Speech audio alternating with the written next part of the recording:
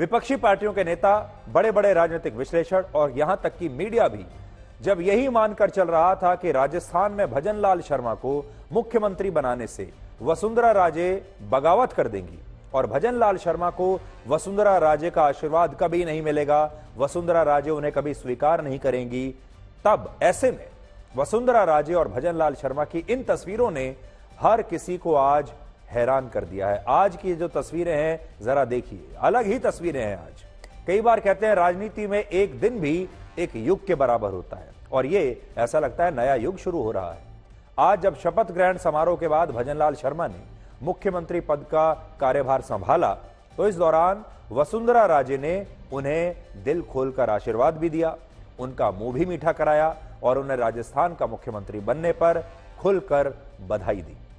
आज वसुंधरा राजे का चेहरा लटका हुआ नहीं था, आज वो दुखी नहीं थी, आज उनकी आंखों में आंसू नहीं थे, आज वो मुस्कुरा रही थी, आज उनके चेहरे पर रौनक थी।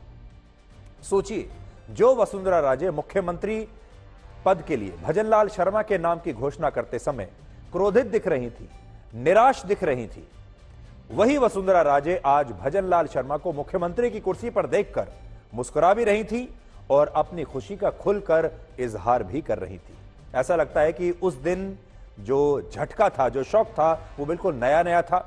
वसुंधरा राजे को सोचने का भी समय नहीं मिला होगा और इसलिए जो उनका पहला रिएक्शन था वही सबसे ईमानदारी से उनके चेहरे पर आ गया। लेकिन अब वो संभल चुकी हैं और इससे आप ये समझ सकते हैं कि बीजेपी में कोई भी नेता पार्टी से बड़ा बन नहीं सकता और जब पार्टी कोई फैसला लेती है तो बड़े से बड़े नेता को भी उस फैसले को आखिरकार खुशी खुशी मुस्कुराते हुए मानना ही पड़ता है, क्योंकि ये अब पुरानी बीजेपी नहीं है, ये नरेंद्र मोदी और अमित शाह की बीजेपी है, जहां पर किसी के लिए भी बगावत करना आसान नहीं है। जबकि कांग्रेस और बाकी राजनीतिक पार्टियों में ऐसा नहीं दिखता, क्योंकि इन पार्टियों में परिवार और नेता पार्टी से भी अक्सर बड़े होते हैं।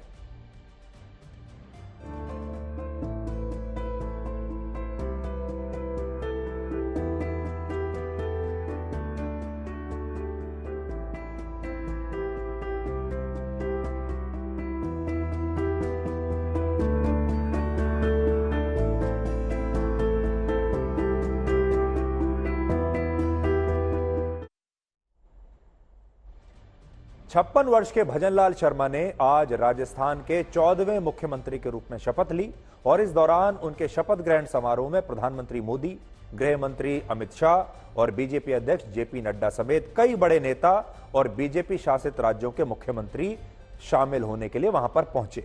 भजनलाल शर्मा के साथ दिया कुमारी और प्रेमचंद बैरवा ने भी आज उप मुख्यमंत्री पद की शपथ ली। 52 वर्ष की दिया कुमारी जयपुर के राजघराने से हैं, जो पहले लोकसभा की सांसद रहीं और इसके बाद बीजेपी ने उन्हें विधानसभा चुनाव में अपना उम्मीदवार बनाया, यानी लोकसभा से वापस विधानसभा भेज दिया और अब उन्हें राजस्थान के उप मुख्यमंत्री की जिम्मेदारी सौंपी गई है।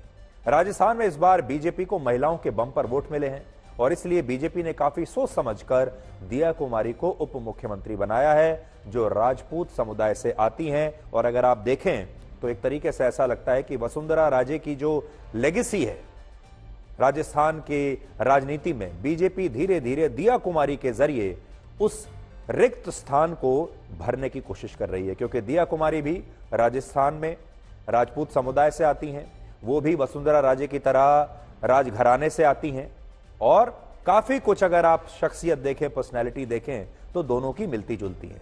और आप ये कह सकते हैं आज की कम से कम इन तस्वीरों को देख के कि वसुंधरा का जो राज है वो धीरे धीरे अब समाप्ति की ओर है, वो एक्सपायर हो रहा है और उसके बाद दिया कुमारी धीरे धीरे उनकी जगह को भरने की कोशिश आने वाले समय में करेंगी और दिया कुमारी पर असल में सबकी नजर रहेगी। जबकि प्रेमचंद बैरवा को भी उप मुख्यमंत्री बनाया गया है दिया कुमारी के साथ और बैरवा दलित समुदाय से आते हैं।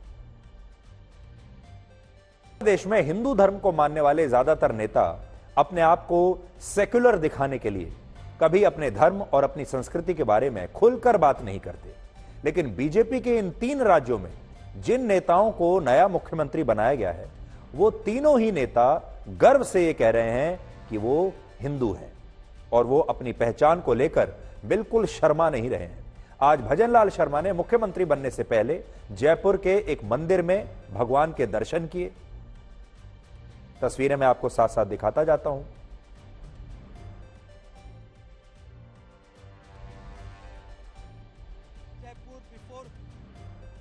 इसके बाद वो एक गौशाला पहुंचे जहां उन्होंने गायों की पूजा की और गौ सेवा की। फिर वो अपने घर पहुंचे जहां उन्होंने अपने माता पिता के चरण धोकर अपने माता पिता का आशीर्वाद लिया मुख्यमंत्री की कुर्सी पर बैठने से पहले।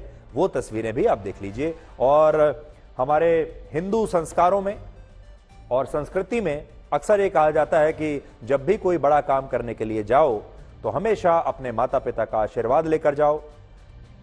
जब लोग बच्चे परीक्षा देने के लिए भी जाते हैं तब भी माता पिता का आशीर्वाद लेने के लिए जाते हैं।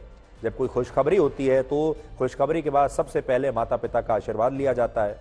और राजस्थान के नए मुख्यमंत्री अपनी पत्नी के साथ आज अपने माता पिता के चरण धो रहे हैं और उनसे आशीर्वाद ले रहे हैं, क्योंकि अब हम आपको उत्तर प्रदेश की एक महिला जज की कहानी सुनाने वाले हैं। इस महिला जज ने भारत के मुख्य न्यायाधीश जस्टिस DY चंद्रचूड़ को एक चिट्ठी लिखी है और चिट्ठी में उनसे आत्महत्या करने की अनुमति मांगी है। यह महिला जज कह रही हैं कि मैं आत्महत्या करना चाहती हूं, मैं अपना जीवन समाप्त कर देना चाहती हूं, मुझे इसकी इजाजत दीजिए। उत्तर प्रदेश की इस महिला सिविल जज ने एक डिस्ट्रिक्ट जज पर यौन शोषण का गंभीर आरोप लगाया है और कहा है कि वो पिछले 1 साल से इस मामले में कानूनी कार्रवाई के लिए लगातार शिकायतें लिख रही हैं, अदालतों के चक्कर काट रही हैं, लेकिन इसके बावजूद जज होते हुए भी वो अपने आप को ही इंसाफ नहीं दिला पाई, तो फिर बाकियों को तो क्या इंसाफ दिलाएंगी। और इसलिए अब वो मरना चाहती है। इस महिला जज ने 3 पन्ने की जो चिट्ठी लिखी है वो आज मैं अपने साथ लाया हूं और मैं इस चिट्ठी को आज आप सबके सामने, आप सबके लिए पढ़ना चाहता हूं, क्योंकि इस चिट्ठी में लिखा एक एक शब्द हमारे देश की करोड़ों महिलाओं की पीड़ा को शायद बयां करेगा और इसमें हमारे सिस्टम, प्रशासन और कानूनों का कड़वा सच भी छिपा हुआ है। इस कहानी में असल में और कुछ कहने की आवश्यकता नहीं है। पूरी जो कहानी है, पूरी जो खबर है इस महिला जज की चिट्ठी में लिखी हुई है, इसलिए मैं आपको सिर्फ चिट्ठी पढ़कर सुनाऊंगा, आप सब कुछ समझ जाएंगे। इसमें लिखा है, मैं ये चिट्ठी आज दर्द और निराशा के साथ लिख रही हूं। इस चिट्ठी को लिखने का मेरा कोई अन्य उद्देश्य नहीं है। मैं सिर्फ भारत के मुख्य न्यायाधीश से प्रार्थना करती हूं कि वो मुझे मेरा जीवन समाप्त करने की अनुमति दें। मैं बहुत उत्साह और विश्वास के साथ इस देश की न्यायिक सेवा में शामिल हुई थी कि मैं जज बनकर आम लोगों को न्याय दिलाऊंगी, लेकिन मैंने कभी नहीं सोचा था कि बहुत जल्द मुझे ही न्याय की भीख मांगने के लिए दर दर भटकना पड़ेगा। सिविल जज के मेरे छोटे से कार्यकाल में मेरे साथ ऐसा दुर्व्यवहार हुआ जिसकी मैंने कभी कल्पना नहीं की थी। अदालत के अंदर जब मैं जज की कुर्सी पर बैठी थी उस समय सबके सामने मेरे साथ बुरा व्यवहार हुआ, मेरा यौन उत्पीड़न हुआ और मेरे साथ ऐसा व्यवहार किया गया जैसा कूड़े के साथ लोग करते हैं और मुझे ऐसा महसूस हुआ जैसे मैं कोई कीड़ा मकोड़ा हूं। सोचिए मैं कितनी भोली थी कि मैं जज बनकर दूसरों को न्याय दिलाने की आशा कर रही थी, जबकि मैं खुद को न्याय नहीं दिला सकती। मैं भारत की सभी कामकाजी महिलाओं से कहना चाहती हूं कि उन्हें यौन उत्पीड़न के साथ जीना सीख लेना चाहिए, क्योंकि ये हम सारी महिलाओं का अंतिम सत्य है। वर्क प्लेस पर होने वाले यौन उत्पीड़न को रोकने के लिए बनाए गए पॉश एक्ट एक बहुत बड़ा पाखंड और झूठ है और हमसे लगातार ये झूठ बोला जाता है। सच्चाई यह है कि आपकी कोई भी नहीं सुनता और इस पर कोई भी सुप्रीम कोर्ट जो है जाता नहीं है। उन्होंने ऐसा कहा है। आज अगर कोई महिला ऐसा सोचती है कि वो इस सिस्टम के खिलाफ लड़ सकती है तो उन महिलाओं को मैं ये बताना चाहती हूं कि मैं नहीं लड़ पाई, जबकि मैं तो एक जज हूं। मैं तो अपने लिए निष्पक्ष जांच भी नहीं करा पाई, न्याय की बात तो बहुत दूर है। मैं वो जज हूं जिसका उसके एक डिस्ट्रिक्ट जज और उसके सहयोगियों ने यौन उत्पीड़न किया। मुझे कहा गया कि मुझे डिस्ट्रिक्ट जज से रात को मिलना होगा। मैं डरी हुई थी, लेकिन मैंने फिर भी वर्ष 2022 में इलाहाबाद हाईकोर्ट के मुख्य न्यायाधीश और एडमिनिस्ट्रेटिव जज को एक शिकायत लिखी। मुझे उम्मीद थी कि मैं जज हूं तो मेरी बात सुनी जाएगी, लेकिन मेरी इस शिकायत पर आज तक कोई कार्रवाई नहीं हुई। कार्रवाई तो दूर, किसी ने मुझसे यह पूछने की भी कोशिश नहीं की कि मेरे साथ क्या हुआ है, मैं क्यों परेशान हूं। मैं इसी साल जुलाई महीने में हाईकोर्ट की इंटरनल कंप्लेंट्स कमेटी को भी मैंने शिकायत भेजी। मुझे उम्मीद थी कि इस बार तो मेरी शिकायत को सुना जाएगा, लेकिन जज होने के बावजूद मुझे इस मामले में सिर्फ जांच शुरू कराने के लिए हजारों मेल लिखने पड़े और इस सब में 6 महीने निकल गए। जब जांच शुरू हुई, वो भी सिर्फ एक दिखावा था। जांच करने वाली कमेटी ने उन लोगों को इस मामले में गवाह बना दिया जो डिस्ट्रिक्ट जज के लिए काम करते थे। सोचिए, जांच कमेटी गवाहों से अपने बॉस के खिलाफ गवाही देने की अपेक्षा कर रही थी और एक तरह से मेरा मजाक बनाया जा रहा था।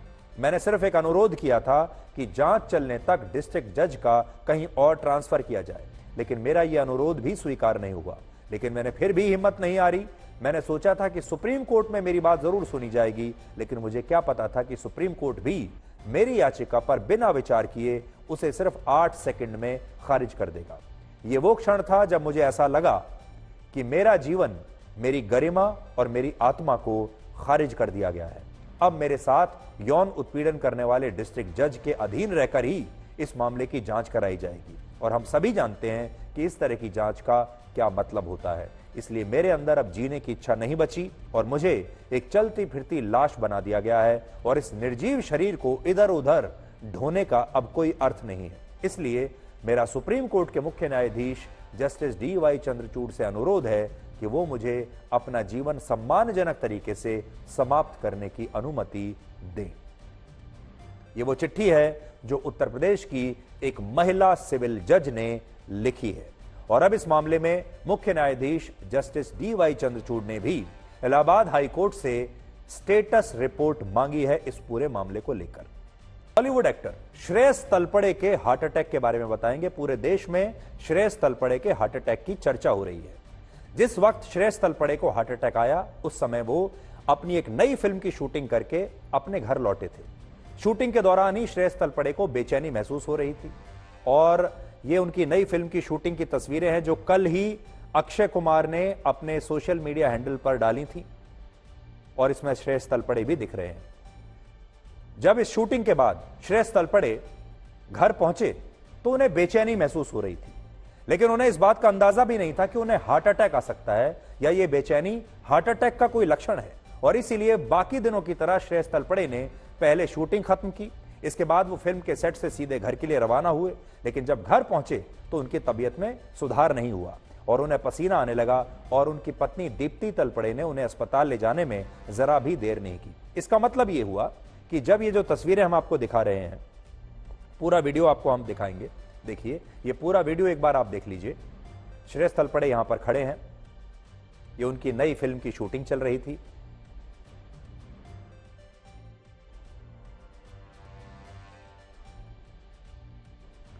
और इसका मतलब यह है कि जब वो यहां शूटिंग कर रहे थे तब भी उन्हें बेचैनी महसूस हो रही थी, और हो सकता है उन्हें लगा हो कि शायद मुझे गर्मी लग रही है, हो सकता है आज मौसम ठीक नहीं है, गर्मी ज्यादा ही है, कुछ पसीना आ रहा है, ऐसा उन्होंने सोचा होगा। लेकिन घर गए, घर में पहुंचने के बाद भी ऐसे ही बेचैनी रही, और फिर इन्हें अस्पताल ले जाया गया। अस्पताल पहुंचने के बाद डॉक्टरों ने बताया कि श्रेयस तलपड़े को हार्ट अटैक आया है, और अब उनकी एंजियोप्लास्टी की गई है। एक सर्जरी होती है एंजियोप्लास्टी, जिसके बाद उनकी हालत स्थिर हो गई है। स्थिर है, अब वो ठीक है, खतरे से बाहर है। और यहां डॉक्टरों का भी मानना है कि अगर श्रेयस तलपड़े को समय पर अस्पताल नहीं लाया जाता तो फिर कुछ भी हो सकता था। श्रेयस तलपड़े की उम्र सिर्फ 47 वर्ष है, और वो नियमित रूप से व्यायाम भी करते हैं, फिट रहते हैं। आप तो जानते ही हैं कि बॉलीवुड में जितने भी बड़े एक्टर्स हैं वो सब अपनी सेहत का तो ध्यान रखते ही हैं। अच्छा खाना खाते हैं, अच्छे डॉक्टरों के संपर्क में रहते हैं, योगा करते हैं, जिम जाते हैं, एक्सरसाइज करते हैं। उन्हें किसी चीज की कोई कमी नहीं है, उनके पास योगा इंस्ट्रक्टर्स होते हैं।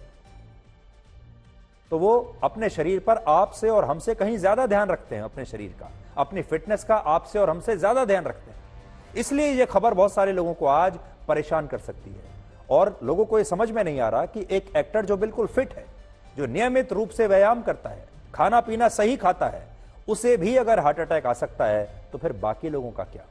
पिछले दिनों एक और मशहूर एक्ट्रेस सुष्मिता सेन ने भी ये कहा था कि उन्हें हार्ट अटैक आया, जबकि सुष्मिता सेन खुद को फिट रखने के लिए व्यायाम से लेकर योगा और रनिंग सब कुछ करती हैं। बल्कि सुष्मिता सेन तो अपनी फिटनेस के लिए मशहूर हैं, अपने योगा के लिए मशहूर हैं। ऐसे ही आपको याद होगा पिछले साल मशहूर सिंगर केके को भी एक लाइव शो के दौरान हार्ट अटैक आया और इसके बाद उनकी सिर्फ 53 साल की उम्र में मृत्यु हो गई थी। जब तक उन्हें अस्पताल ले जाया गया तब तक उनकी जान चली गई, यानी अस्पताल पहुंचने में देर हुई। पिछले साल ही कन्नड़ फिल्मों के एक और मशहूर एक्टर पुनीत राजकुमार का भी 46 साल की उम्र में हार्ट अटैक से निधन हुआ और 40 वर्ष की उम्र में टीवी एक्टर सिद्धार्थ शुक्ला भी हार्ट अटैक से ऐसे ही मारे गए थे, उनकी मृत्यु हो गई थी। और अगर ये लिस्ट हम बनाने चलें तो बहुत लंबी लिस्ट है, एक छोटी लिस्ट आपके सामने रख रहे हैं। पूरी दुनिया में ही लोगों को इस तरह के सडन हार्ट अटैक्स अब आजकल आ रहे हैं।